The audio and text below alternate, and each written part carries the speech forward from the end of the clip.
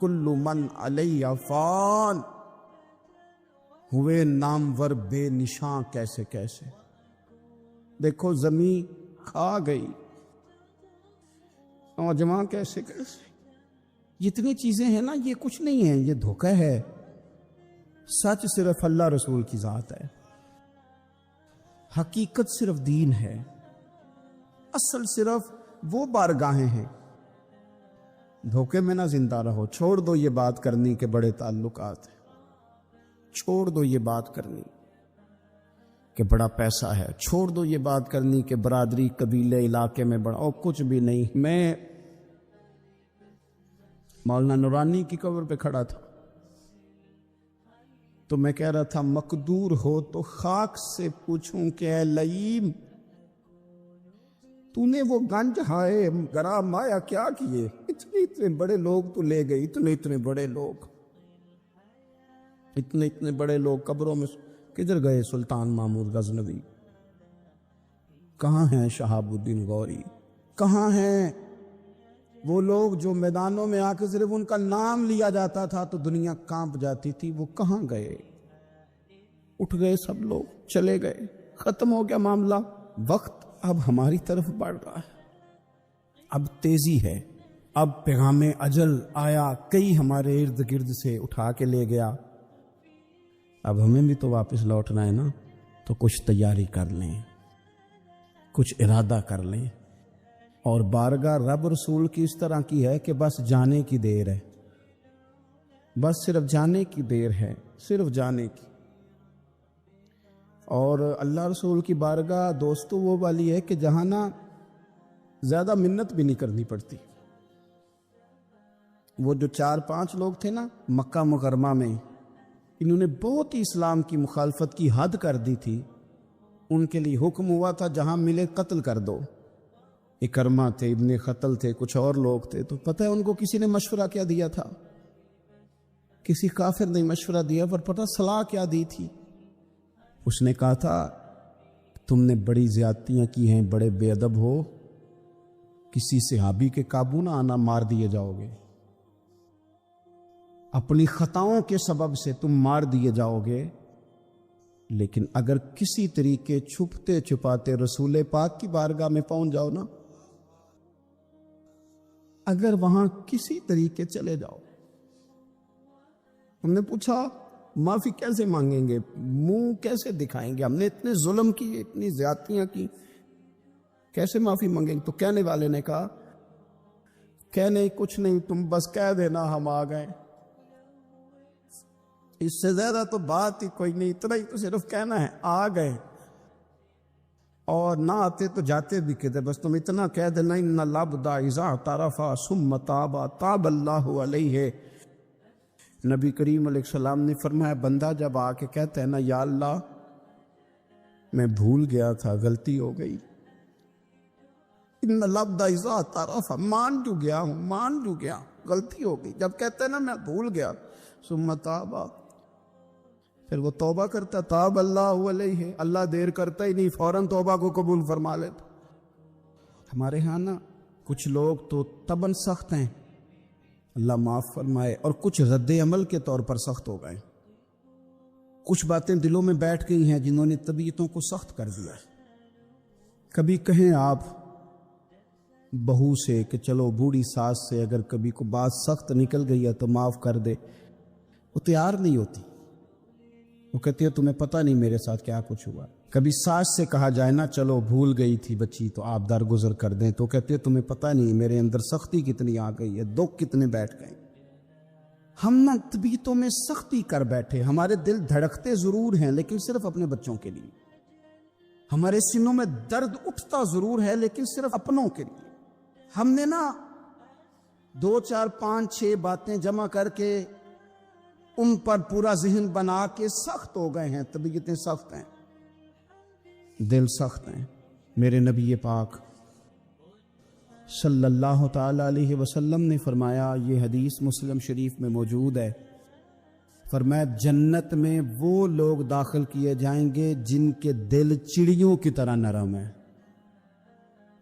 نرم دل کے لوگ، معاف کر دینے والے، جلدی مان جانے والے. ایک صاحب تھے، اپنے بھائی سے ناراض ہو گئے اور انہوں نے رشتے سے انکار کر دیا. پہلے ان کے بیٹے کی وہیں پہ نسبت تھی، انکار کر دیا.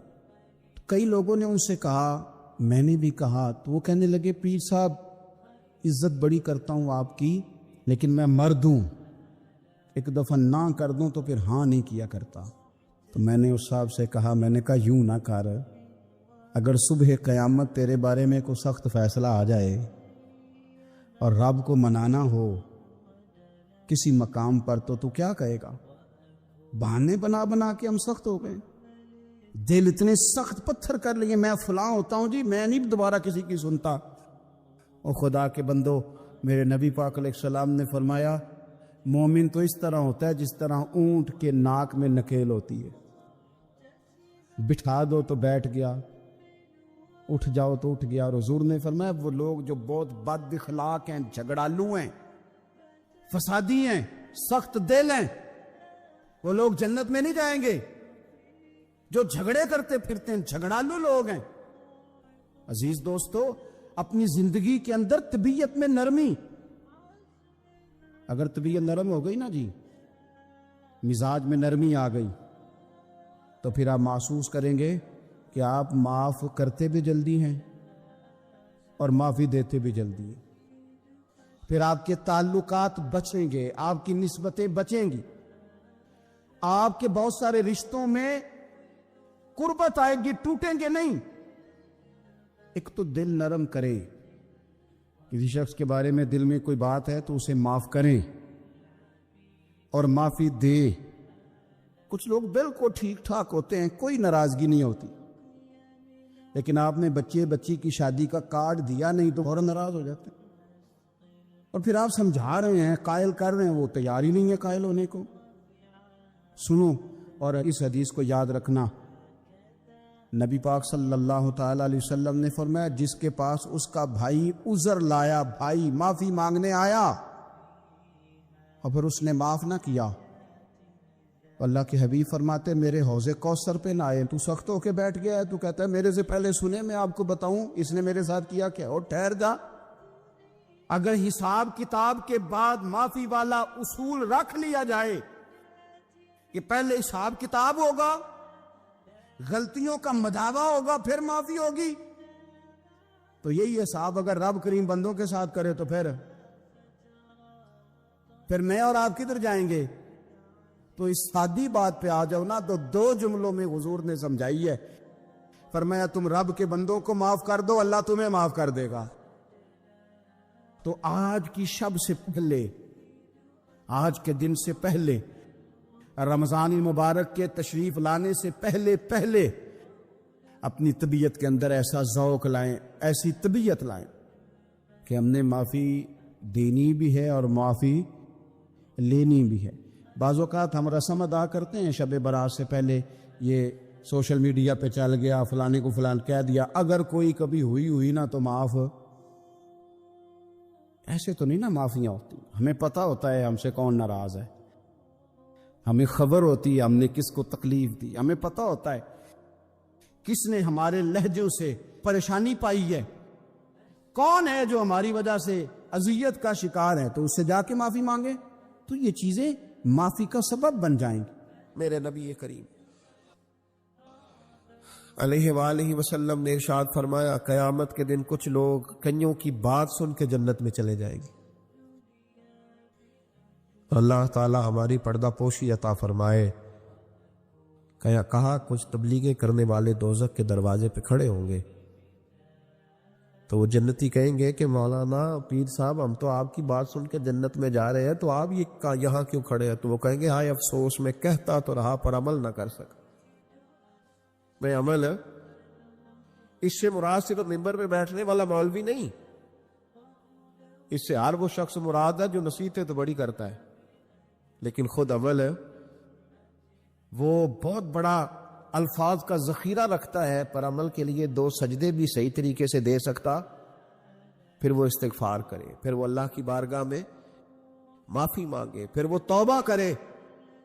اس لیے کہ جو جتنا بڑا ہوتا تھا نا اس پہ خشیت بھی اتنی زیادہ طاری ہوتی، اس پر خشیت بھی اتنی جتنا حضرت عمر فاروق رضی اللہ تعالیٰ عنہ کو زخم لگ گیا، شدید زخم لگا، بڑی زیادہ خون بہہ گیا ہے، بہت سارے صحابہ آپ کے گرد جمع ہو گئے، حضرت عبداللہ ابن مسعود بھی آ گئے، تو جناب عمر رونے لگ گئے۔ اب تو رونا آتا ہی نہیں لوگوں کو۔ حضرت محی الدین ابن عربی کہا کرتے تھے جس کو پورا ہفتہ ہو گیا نا، وہ طریقت کا مسافر بھی، جاگ رہے ہیں آپ حضرات؟ کہتے تھے جس کو پورا ہفتہ ہو گیا نا طریقت کا مسافر بھی ہے، پر اللہ رسول کی یاد میں رویا نہیں۔ فرماتے تھے مجھے تو اس کے ایمان پر شک ہونے لگ گیا کہ 8 دن ہو گئے، اسے خیال ہی نہیں آیا۔ حضرت عمر میدان میں جس شخص کے کبھی پاؤں نہیں لڑکھڑائے، اللہ رسول کی بات آتی تھی تو دریا بہتے تھے آنسو، یہاں حال ہی کوئی نہیں، خشک خوش جملے اور جناب موٹے موٹے تراشے ہوئے فکرے اور لفظوں کی ہیرا پھیری، اس کے علاوہ کوئی چیز نظر ہی نہیں آتی۔ حضرت عمر رونے لگے، آخری وقت ہے، تڑپ رہے ہیں، آنسو بہہ رہے۔ حضرت عبداللہ ابن مسعود آ گئے، انہوں نے کہا عمر تیری ہجرت بھی بڑی باکمال تھی، تیرا اسلام قبول کرنا بھی بڑا ہی باکمال تھا، حضور بھی تجھ سے ہمیشہ راضی رہے۔ عمر تو روتا کیوں ہے یار؟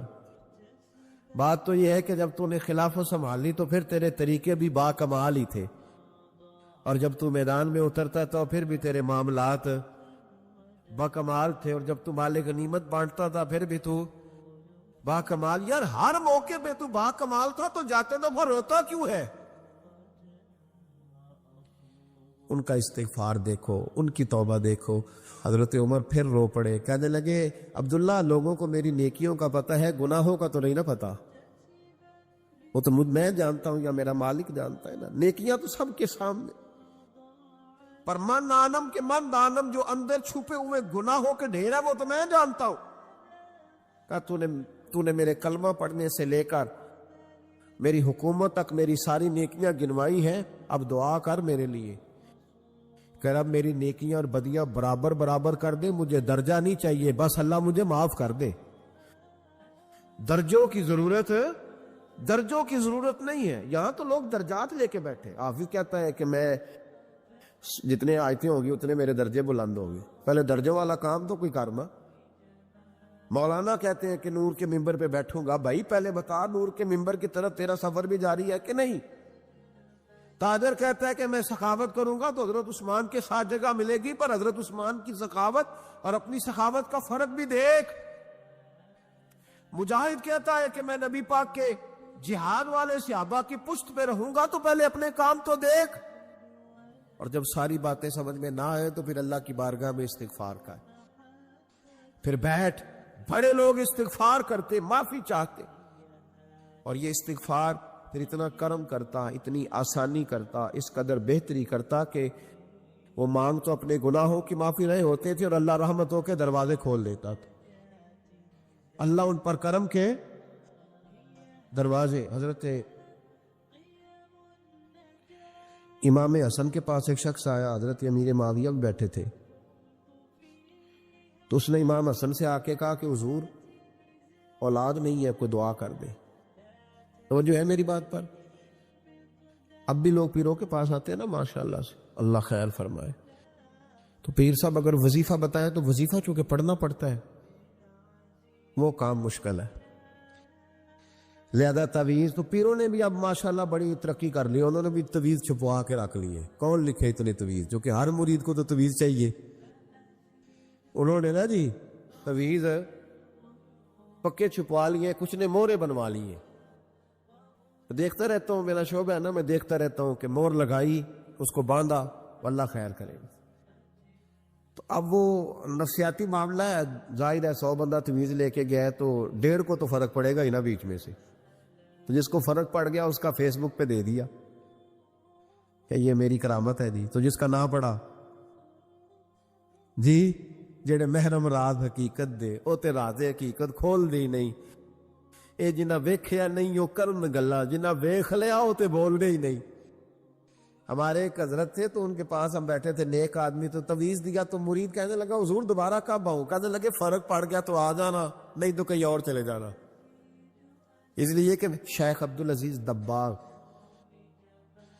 رحمت اللہ علیہ کے ایک مرید نے کہیں تنقید کر دی تھوڑی سی، یہ لفظ بس نا بہت بڑے ہیں، ان کی میں تشریح نہیں کروں گا، جتنے جملے اتنی بات کر کے بیت جاؤں گا، ان کی تشریح نہیں ہو سکتی، یہ ان کی توضیح نہیں ہو سکتی، کچھ تفصیل نہیں ان کی ہو سکتی، یہ جملے بڑے، میں کوئی تشریح نہیں کروں گا۔ اس نے کہا کہ حضور فلاں فلاں فلاں فلاں جگہ مجھے پریشانی ہے آپ کے حوالے سے، تو آپ فرمانے لگے میں نے کون سا باندھا ہوا ہے، نہیں سمجھ میں بات آتی تو کہیں اور چلا جا، باندھ کے رکھا نہیں، دروازے کھلے ہوئے ہیں، کہیں اور چلا جا، ختم ہو گئی بات۔ تنقید کرنے کی ضرورت چھٹی، اس لیے کہ وہ لوگ بت نہیں بناتے تھے کہ بس ادھر ہی پوجا کرنی ہے کہ کہیں اور نہیں جانا، یہ چھوڑے ہے نا ہمارے چکر چلا ہوا، میرے علاوہ کہیں اور نہ جانا۔ شیخ عبد الوہاب شرونی فرمایا کرتے تھے یہ تو نقص ہے تیرے اندر کا، یہ تو تیرے اندر کا نقص ہے، اگر تو قابل ہوتا تو کہتا جا سویا سارا زمانہ دیکھا، اگر کوئی میرے جیسا ملا تو چلا جانا، اور اگر میری طرح کا نہ ملا تو پھر کہیں اور جا دیکھا سارا۔ او بھائیو کیا چکر ہے، وظائف لوگ پوچھتے تھے تو ان پہ عمل کرتے تھے، وہ چیزیں فائدہ دیتی۔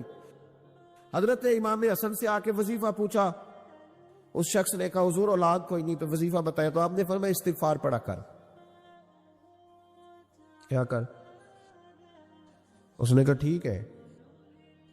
تو حضور پھر میں دوبارہ کب آؤں؟ تو امام حسن کہنے لگے بے اولاد ہے نا تو، استغفار کا وظیفہ بتایا نہ، کہا، فرمانے لگے اب اس وقت آنا جب اللہ تجھے 10 بیٹے عطا کرے گا۔ کتنے؟ 2 4 نہیں، 10 ہی کہہ دیے۔ تو حضرت امیر معاویہ رضی اللہ تعالیٰ دیکھا، کہنے لگے حسن اتنا بڑا دعویٰ، آپ فرمانے لگے میں نے کہہ دیا نا تو اللہ فضل کرے گا، ہاں ہاں اللہ خیر کرے گا، خیر ہو جائے گی۔